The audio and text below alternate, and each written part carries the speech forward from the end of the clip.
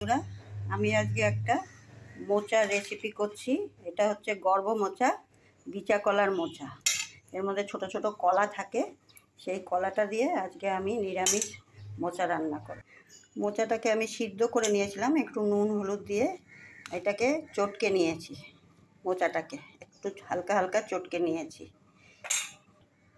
আমি একটু আলু ভেজে নিয়েছি ছোট ছোট করে কেটে। আর এটা হচ্ছে মটর ডাল ভিজিয়ে রেখেছিলাম, তাকে ছোট ছোট করে বড়া করেছি।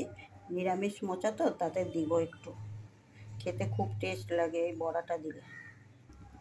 কড়াতে তেল দিয়ে ওর মধ্যে জিরে, তেজপাতা আর একটু আদা গ্রেট করে এর মধ্যে দিয়ে দিয়েছি। এর মধ্যে আমি এখন একটু মশলা দিব, মশলা করে রেখেছি।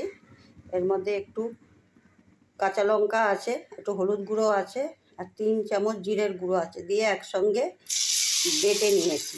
গুঁড়োটাকেই বেটে মিক্সার গ্রাইন্ডারে বেটে পেস্ট করে নিয়েছি। মশলাটা কষানো হয়ে গেছে, এর মধ্যে আমি মোচাটা দিয়ে দিই।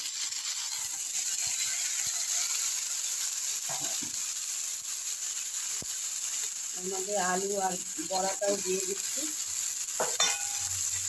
একটু চিনি দিচ্ছি 1 চামচ, একটু নুন দিচ্ছি, নুন অল্পই দিলাম, তখন দিয়েছিলাম শেষের সময়, তার জন্য নুনটা অল্প দিচ্ছি।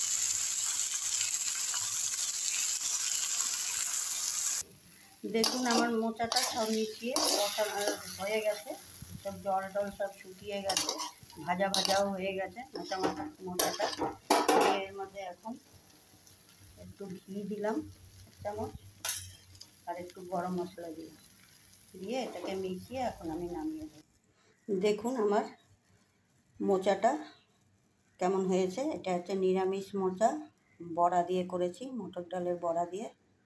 এমনি করে বানিয়ে খাবেন নিরামিষ মোচা, খুব টেস্ট হয় খেতে।